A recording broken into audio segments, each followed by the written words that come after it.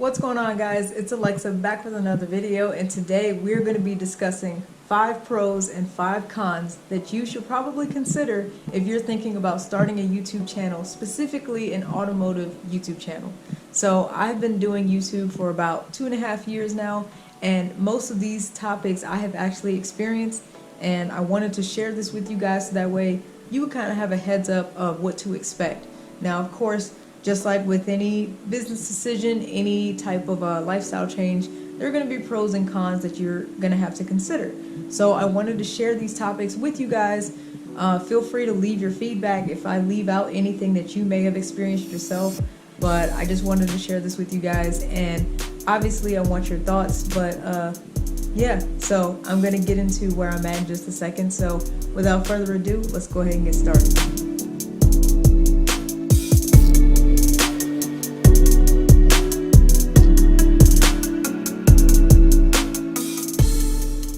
Should I start with the pros or the cons first?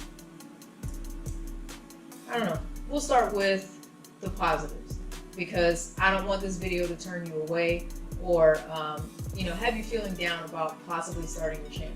So first of all, I just want to say that this is like my first video from my new apartment, so yay me. Thank you guys that have supported me throughout, and in a way you guys have helped me get to this point right here. I am monetized, and that is one of the pros that we'll get into in just a second. But I am monetized on YouTube, but obviously this came from my full-time job, obviously. So I'm not at that point at YouTube yet where I can rely solely on YouTube income to finance any of the large things that I'm thinking about doing. But I'm really excited. Like I said, this is my very first apartment, so I love it here, and I wanted to bring this video to you guys because, to be honest, I don't have a lot of funds to really modify Bruce or the Jeep how I used to. So finances are going to bigger and better things. So the cars are just going to have to take a slight back burner for now until maybe I can find a way to make a few extra funds coming up soon. So let's go ahead and get into it, and we will start off with number 1. You can make your own schedule. So I guess this goes for any channel genre, honestly, is that when you become a YouTuber, essentially you can make your own schedule. You can make videos as often as you want, as infrequently as you want. You can make them about basically anything that you want. Obviously, that's not in violation of the YouTube terms. But yeah, I think that's the coolest part, is that you're essentially being your own boss. Flex your schedule if something comes up. You're honestly in control of your own channel and your own channel's growth and the direction that you want to put your channel in. So you can always change the direction if you want to. If you decide that you want to focus more on this type of subject versus what you started with, that's totally cool. And your view count and your subscribers will reflect some of your decisions. So that's pretty cool that you get to make your own schedule. Number 2, it lets you be around cars and trucks even more. I think this was like the biggest driver of why I started my YouTube channel, is because when I first got my Camaro in 2017, and I'll insert a few clips of what the Camaro looks like in case you guys are here for the first time. One of the reasons why I actually started my channel is because I wanted to be around cars and cool trucks even more. So what I did was I went to my first car show. I took my phone out, started recording, and I was like, I think I can make a channel.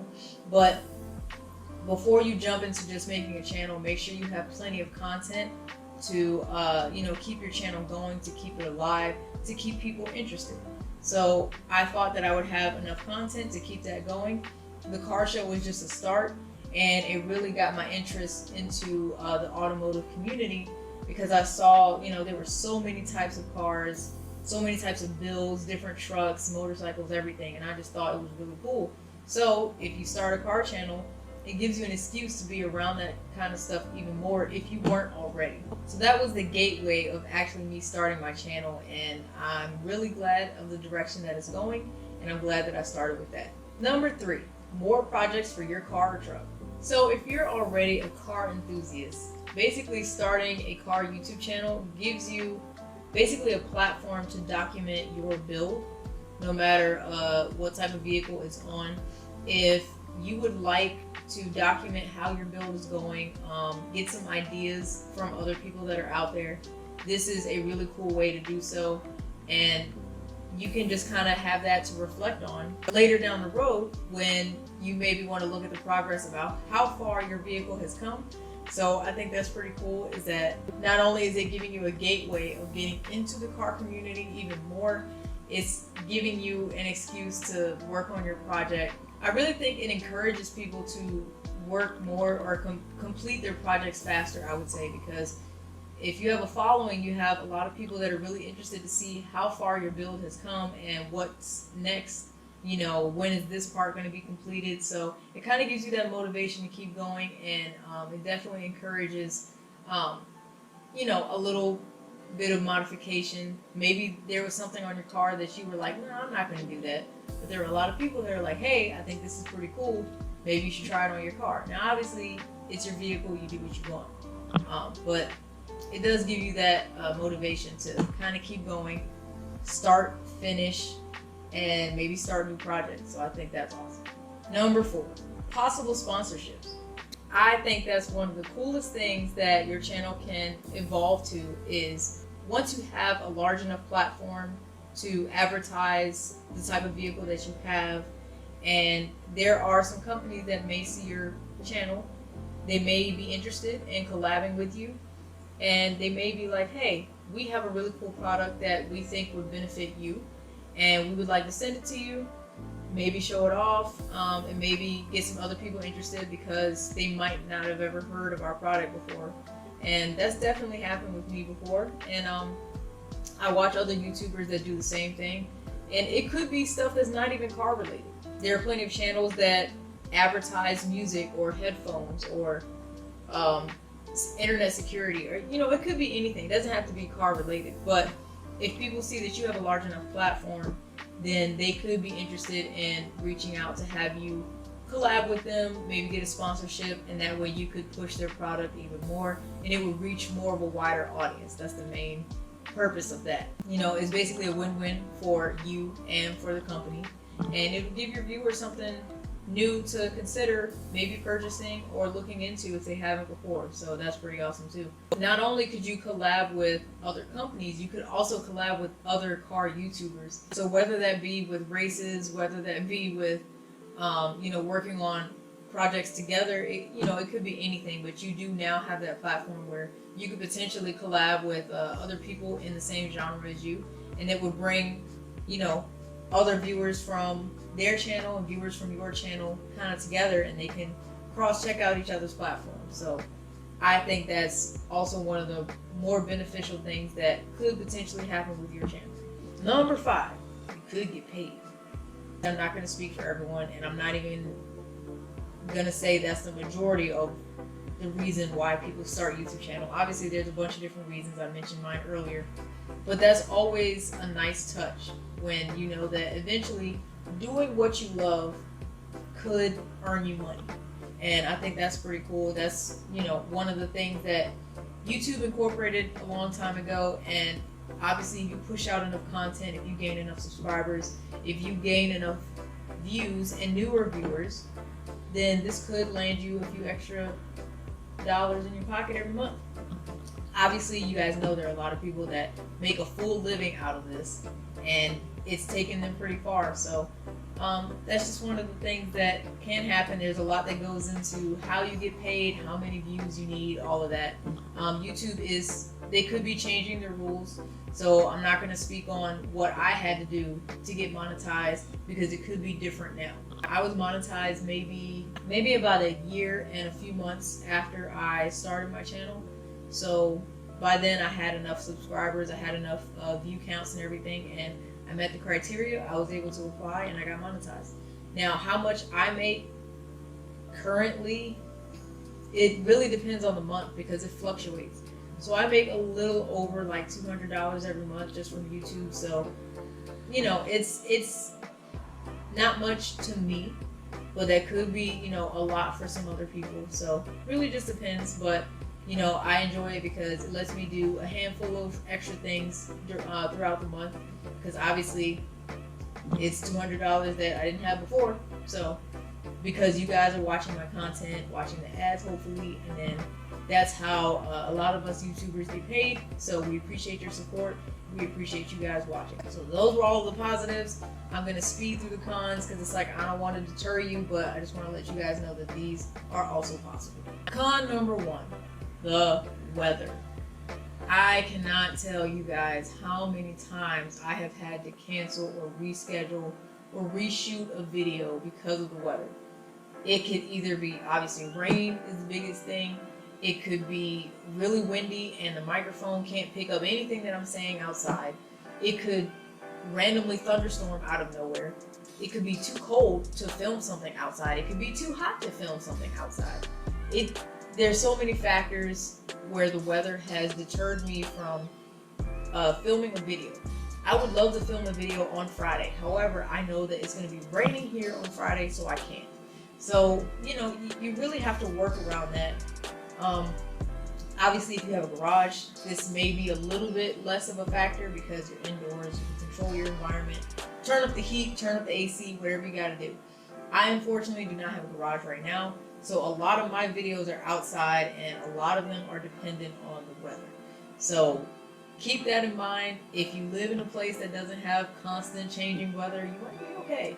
But for me, here in Virginia, weather is always changing. So that's one of the things that's been probably the hardest to work around since I've started my channel. Number two, relying on others to film your videos. This probably happens with any other genre as well. If you want to collab with someone and say they have to cancel because something came up. If you're waiting to get a project done on your car, and let's say they're too busy to do it the day you needed it, and they're like, I'll be more available next week, or I'll be more available next month. So it's kind of tough when you're making content and you try to hook up with someone to hopefully get a project finished, to hopefully get some information, to hopefully review a car. You never know. But there are times where people have canceled on me, or like say I go to a dealership expecting to do a car review with one of the salesmen, and they're like, I can't have a customer right now, which I totally understand, that's their job. But it's tough because now I have to go home with no video and no content. So I don't want to affect their work, but it has affected mine. So that's one of the things. But if you are planning on just being you on your channel and that's it, you're not really involving other people, then this may not be an issue for you. But for me, and the fact that I like to do car reviews, car mods, sometimes I like to hang with friends that maybe want to go to a track, and let's say the friends don't want to go to the track anymore, so now it's like, well, I could go by myself, it's not as fun, you get what I'm saying. So relying on others can be a bit challenging, especially with other people's changing schedules. So, but if it's just you might not have to worry. Number three, it can be expensive. So neither one of my vehicles are stock, essentially, I guess. So obviously you guys know, or if you follow my channel, you should know what I've done to my Camaro. But I'll give a quick synopsis of it. I have a cold air intake. I have boiler attack axle back exhaust. I have an X pipe in place of my resonators, and I also have high flow cats, or high flow catalytic converters, and I also have a tune. So because of that, I'm pushing an extra 57 horsepower from where the car was factory when it was built in 2010. It is a 2010 Camaro. But obviously that stuff took time to get to where I'm at now. I've had the car for about 3 years, and that stuff took a lot of time, to save up, to put it towards one thing versus another. So obviously if you want to do more to your car, there's way more that I wish I could do, but I just financially can't right now. So just keep that in mind, is that if you are planning on vlogging your project or your build or all the upgrades that you want to do on your vehicles, it can be something that adds up over time. But if you space it out, you budget, and you save, it's very doable. Number four, editing. This is probably one of the more time-consuming negatives about starting your own channel, is because you definitely have to allow time to edit. Especially if you want to do like a decent job. There are some people that might not edit as much as others. I feel like I'm kind of on the medium range. I want to do a decent enough job to keep people interested. I like to add music in the background. Really depends on what editing software you have, how fast your internet is, and how tech savvy you are. There are a lot of easy platforms that you can use to edit your videos. What I personally use is Wondershare by Filmora, and it served me well. I'm still using it to this day. This is the only editing software that I've used. I think it costs like $35 a year or something like that. So it's serving me well. It's doing everything I needed to do for the most part. And it takes me, let's say this video right here, I'm gonna guess that I'm gonna spend about 3 hours editing this. Now, future me, if I get that time wrong, put it in the video below. But if I got it right, I'm sorry. So yeah, make sure you allow time for editing. Make sure you have everything you need to edit and to edit the way you want. Try not to put anything out that you're not satisfied with, because if you're not satisfied with it, someone else might not be. And that actually leads me into my fifth point. Number 5, you are probably going to have critics. So of course, that's one of the negatives about kind of putting yourself out there, is that more people have access to you. They can see what you're doing, and they're going to offer their opinion. Sometimes people might not have nice things to say. Sometimes people might just add their own opinion whether you ask for it or not. But a lot of people will be like, I think you should have done this, or I wouldn't have picked that color, or maybe you should have gotten these wheels, or your car blew up because of blah blah blah. Who knows? There are probably going to be critics, or some haters. I don't know what you call them, but they're not all the same. There are some people that really do offer helpful and constructive criticism, but there are some people that are trolls. We know that. They know who they are. And there are people that will just hit the dislike button for no reason. They watch your video for 2 seconds, dislike. For what? It could be a video about puppies, dislike. Trolls. So they're out there. Just be ready for that. As long as you're confident in what you're doing and you're satisfied with your builds and your projects and your vehicles, then you don't have to worry about what trolls have to say or what negative people have to say, because at the end of the day, it's yours, not theirs. Alright guys, well, I think I have rambled on enough. I hope I covered some of the more important pros and cons that I wanted to mention. Of course, there are probably plenty others. I probably could have made a video about 10 pros and 10 cons about starting your own YouTube channel, specifically your own automotive YouTube channel, but I didn't want to drag on all day. So I hope this was beneficial for anyone that is considering starting a channel. Like I said, I'm really happy I did it. I don't regret it at all. We are approaching kind of the colder months, so it is going to be a little bit harder to, film, because like I said, I don't have a garage, so I got to tough it out, figure out how to get some more car reviews in, but I'm working at it, and I'm still trying to collab with a few other people as well. Once again, I hope you guys enjoyed the video. Thank you guys so much for watching. If there was an important point that I may have missed, whether it be a pro or a con, please leave that in the comment section below. I would greatly appreciate your feedback. So I hope you guys enjoy the rest of your day. Thank you all for watching. If you enjoyed, you already know, hit that like button. Subscribe to my channel if you're enjoying the content. I try to post as often as I can. But thank you guys again, and I will see y'all next time. Take care.